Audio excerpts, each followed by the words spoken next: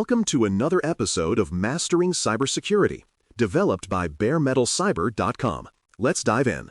Security governance is the system that directs and controls how an organization makes security decisions so that actions stay consistent with purpose, values, and risk. It matters because tools and tactics change quickly, while direction and accountability must remain steady across years and leaders. Good governance sets intent, assigns authority, and defines the evidence that shows whether intent turned into results. Without it, teams chase threats reactively, budgets drift toward noise, and leaders cannot judge if money produced meaningful protection. With it, strategy becomes clear, roles line up, and everyone can see how today's choices support tomorrow's resilience. Security governance is not the same as security management, which coordinates day-to-day people, processes, and technology to meet agreed objectives. It also differs from information technology, IT governance, which sets direction for broader technology value and risk across the enterprise.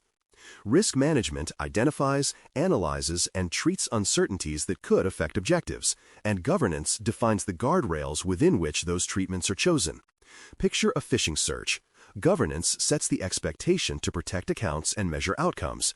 Management rolls out controls and training, and risk management evaluates likelihood and impact to choose responses.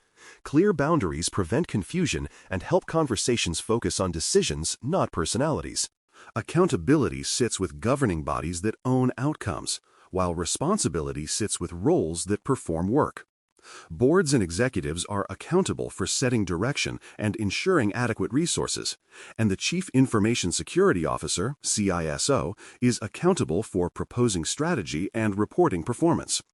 Operational leaders and practitioners are responsible for implementing controls and maintaining evidence that controls actually work.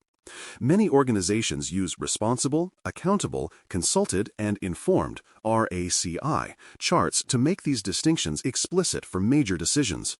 When RAC is clear, escalations are faster, audits are smoother, and people are less likely to assume someone else will act. Two related governance terms shape how bold or cautious decisions should be. Risk appetite is the amount and type of risk an organization is willing to seek or retain in pursuit of value. Expressed as directional statements, leaders can apply to choices. Risk tolerance sets quantifiable bounds around specific measures, describing acceptable variation before action is required. A company with a low appetite for data loss might tolerate no more than a few minor confidentiality incidents per quarter before reviews trigger. Appetite guides strategy and investment levels, while tolerance guides monitoring thresholds and responses. When both are written and shared, teams stop guessing and start aligning. Governance aligns security with business strategy by converting mission statements into clear security objectives and measurable outcomes. If the strategy emphasizes customer trust and rapid product releases, governance might prioritize strong authentication, reliable logging, and disciplined change control that still supports speed. Leaders then allocate funding, talent, and time in ways that reflect those priorities, not just the latest headlines. Objectives become the anchor for project selection, exception handling, and vendor choices, which reduces random work and duplicated effort. Because objectives are measurable, leadership can review progress and adjust direction without waiting for a crisis to force change. Organizations rarely start from scratch, so governance often references established models. The International Organization for Standardization and International Electrotechnical Commission, ISO and IEC, 27001 offers a management system approach that ties policy, risk, and improvement together. The National Institute of Standards and Technology, NIST, Cybersecurity Framework, CSF, provides a flexible set of outcomes many teams map to their environment. Control Objectives for Information and Related Technologies, COBIT, focuses on enterprise governance of information and technology, with an emphasis on value and assurance. Effective programs adapt these references to fit culture and constraints, rather than copying them verbatim. The goal is coherence, not checkbox mimicry. Policies are the living instruments of governance, and they need care throughout their life cycle. A draft should explain purpose, scope, roles, and high-level requirements in plain language, then move through review and formal approval with dates and sign-offs. Communication plans ensure affected teams actually see changes, know when they take effect, and understand where to find supporting standards and procedures. Version control keeps a clean record of what changed and why, allowing auditors and managers to trace obligations across time. Periodic reviews, triggered by dates or events, check that policies still match reality and that evidence remains practical to collect.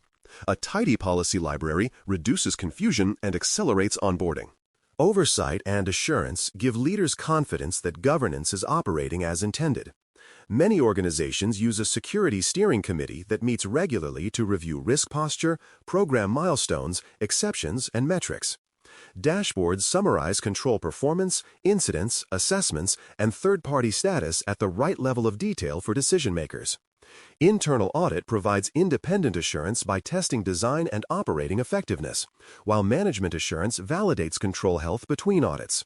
Leaders expect clarity on what is improving, what is slipping, which risks changed, and what trade-offs were made. When oversight is predictable and evidence-based, surprises shrink and trust grows on all sides. Metrics translate direction into visibility and action, but they must be designed carefully. A key performance indicator, KPI, measures how well a control or process is performing against a target, while a key risk indicator, KRI, signals rising exposure that could affect objectives. A compact set beats a sprawling dashboard, especially when each metric has a clear owner, data source, collection method, and threshold tied to tolerance. Mix leading and lagging indicators so decisions anticipate problems rather than only react to them. When metrics drive decisions, they feel useful, and when they sit unread, they get replaced. Governance directs critical operational processes by embedding decision checkpoints that guard quality and risk. Change management requires that meaningful changes include risk assessments, approvals, testing evidence, and rollback plans before deployment. The Systems Development Lifecycle, SDLC, asks product teams to include threat modeling, code review, and security testing at defined stages. Asset management requires accurate inventories so ownership, patching, and monitoring have a reliable source of truth. Third-party risk management ensures vendors meet expectations before onboarding and throughout the relationship, with contract clauses and attestations captured. These checkpoints keep speed and safety in balance without relying on heroics. Compliance obligations sit alongside governance, but they are not the same. Laws, regulations, and contractual standards define minimum requirements and reporting duties that cannot be ignored, while governance sets the broader intent and outcomes the organization believes are right. When governance is healthy, compliance becomes a byproduct of doing the right things in a disciplined way, rather than a frantic scramble before an assessment. Mapping controls to external requirements helps avoid duplicate work and shows how one control can satisfy multiple obligations. Leaders who treat compliance as the floor and governance as the design prevent checkbox thinking from weakening real protection. Consider a mid-sized software company that suffers a breach tied to a rushed change that disabled a key alert. After containment, leaders clarify risk appetite and set a tighter tolerance for monitoring gaps, documenting both in board minutes. The CISO refreshes policies, implements a simple RACI for change approvals, and updates the SDLC with a mandatory security review gate.